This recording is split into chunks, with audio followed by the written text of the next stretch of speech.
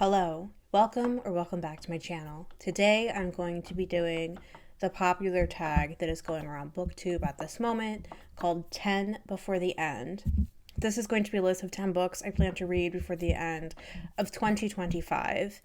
And so today I am at my parents' house, if you will notice this new background.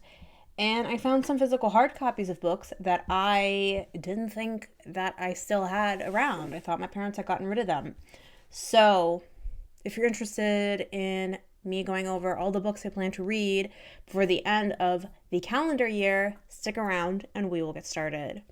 The first book is a library book that I am going to be finishing today because it is super short, and that is Convenience Store Woman by Sayaka Murata. This is a Japanese translation. This book and author particularly are very popular on Booktube, and I had this on my TBR list for a while. I am enjoying it so far. It is a very light, easy, not light, it actually is kind of dark in aspects. It's a very easy read compared to the previous book I had just been reading. And it's about a convenience store woman in Japan. She's in her mid-30s, and she is probably on the spectrum, and she doesn't really understand human interactions, and so a lot of her life has spent studying and analyzing the way people react, and then she mimics them. So she spent a good deal of her life masking, and then she meets this sullen, incel-y kind of man at the store as a worker, and they end up into this very weird arrangement.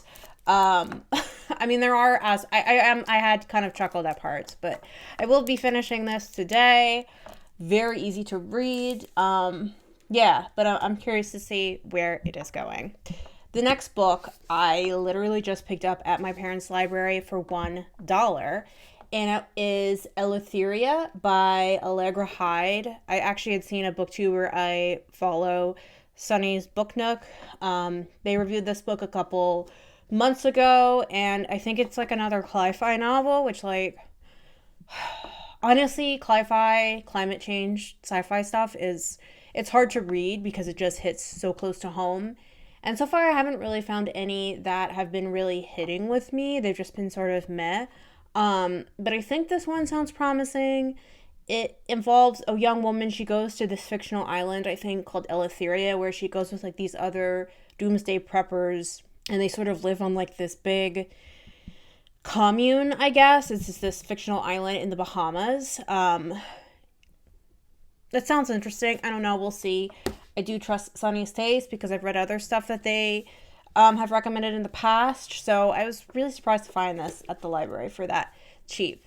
The next book I want to read before the end of the year is a book I bought many, many years ago. I was a teenager and I DNF'd it, actually, because it was a little too adult for me. And that is The Piano Teacher by Elfriede. I don't know why I just made her German name sound kind of Italian. Elfriede Jelinek. This is a translation. It was published in the 80s. There was a movie adaptation in, I think, 2001. So this is the cover of the movie adaptation.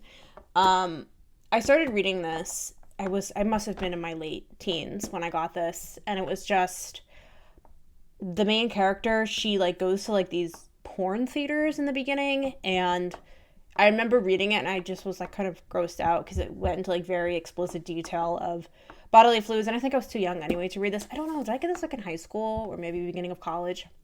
So I DNF'd it, but I think I definitely think I could handle reading it now. But I was delighted to find this because I was like, I forgot. I definitely got this at Borders back in the day. And then another book, I don't know if I will get to this to the end of the year, but I read this once before, and I do like to do some rereads, particularly for books that I read a decade ago or more, because it's always nice to explore books with an older, more mature mind. And that is Toni Morrison's Song of Solomon. I had to read this for sophomore year of college, so I read this probably in the spring semester, like circa 2008. I was 19, And I remember liking it, actually. This was found in my parents' basement. And then I found it in like this little bookcase they have in like the spare room. And I've read that year. We also had to read Beloved by Toni Morrison. I liked Song of Solomon more, but for some reason I remember Beloved more.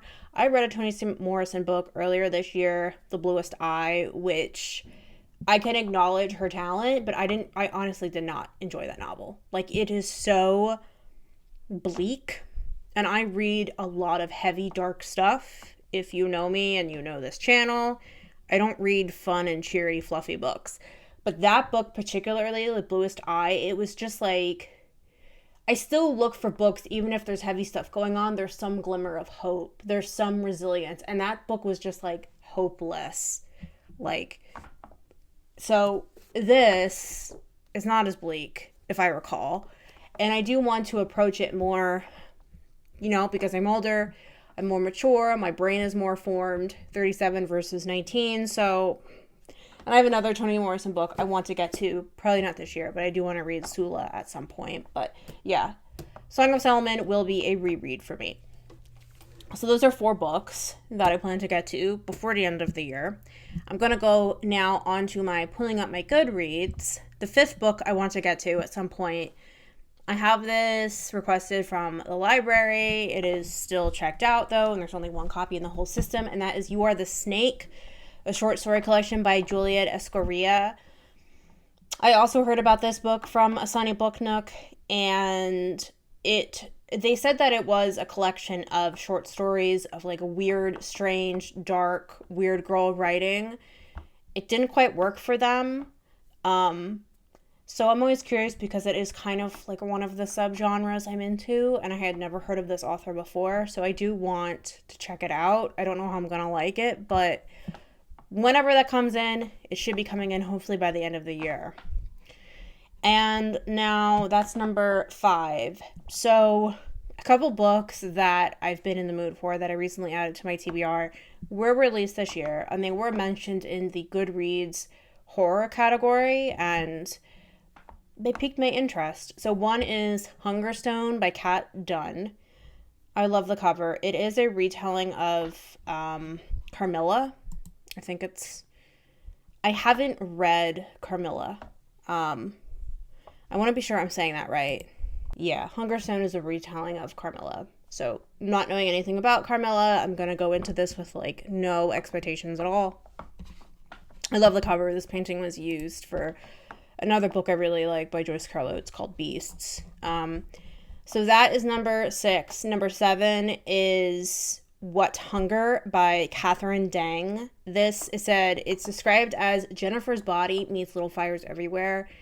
And it is about a teenage Vietnamese American girl, and I think it's a lot to do with, like, female rage. There is, like, cannibal aspect, I think, to it, which I'm not sure I'm gonna like. I don't think I can stomach that, no pun intended. But it is available at one of my local library branches. Another book, this is not Goodreads now, is called, I love this cover, I have requested it for Christmas, is Pick a Color by, I'm going to butcher this author's name, Souvankham Thammavongsa. It's about a former female boxer turned nail technician. I thought the premise sounded pretty unique, and I think that this is a debut author as well. And she works at this, like, high-end nail salon, and I guess it's like a friction between her 2 identities. It's like a former boxer versus a manicurist. Sounded interesting, but yeah, there's sometimes I will buy books just for the cover, and I'll keep books just for the cover just because they're too pretty to part with. So that is 1, 2, 3, 4, 5, 6, 7, 8. Okay, 2 more. I'm just looking at my Goodreads right now to see what I am in the mood for. This might change before the end of the year because my mood changes a lot. But I am thinking that I might want to read a book about AI. I did recently finish an AI book earlier this month, which I was a bit disappointed by because it didn't go as deep as I wanted, and I felt like the author had an agenda of protecting or being way too gullible and trusting of these big tech companies, big tech American companies. So this one I want to read is The AI Con, How to Fight Big Tech's Hype and Create the Future We Want by Emily Bender, and I think by someone else co-authored it. This, I think, goes a little more in depth, and I think that it also deals with the environmental aspect of AI, which the last book I read, Codependent, did not talk about that at all, which I thought was a huge glaring omission. So this is much more critical. Says it takes steps you can take to fight AI, and I'm like, okay, tell me how, me, a small little citizen of the world. So yeah, and I am hearing about AI. I mean, we're all hearing about AI so much now. I'm hearing about it so much at my job. So why not, right? It's completely relevant to our current climate. And then the last book, which I think does make 10, I want to read. I'm just going to pick here on this list. I'm just scrolling around. I think is going to have to be... Okay. I mean, I know I'm going to get certain books for Christmas, but am I going to read them before the end of the year? Probably not.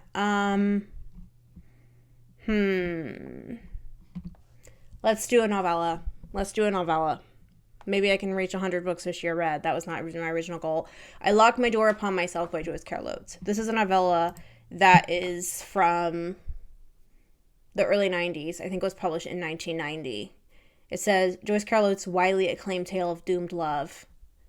Why not? I do like her writing from this era, and I've read 2 of her other books this year, so I've kind of gotten back into her. I was like, she just has a huge, huge output of work, and she is my most widely read author, and it is nice to still be able to find books of hers I haven't yet read that I still want to read, and then enjoying them. So I would like to check this out at some point. I think there's only 1 copy in my entire library system. So, yeah, those are all 10 books I plan to read before the end of the year. Now, don't hold me to this because things can change. Sometimes stuff doesn't come in from the library. Sometimes my mood changes and I'm not in the mood to read stuff. But this is everything that I am interested in right now before the end of 2025. Please let me know in the comments below what you plan on reading the end of 2025. I probably will read more than 10 books by the time the year is over because I have a lot of PTO to use, so I'm getting a lot of reading done. But yeah, if you like this video, please comment, like, subscribe, and I will see you in the next one. Bye-bye.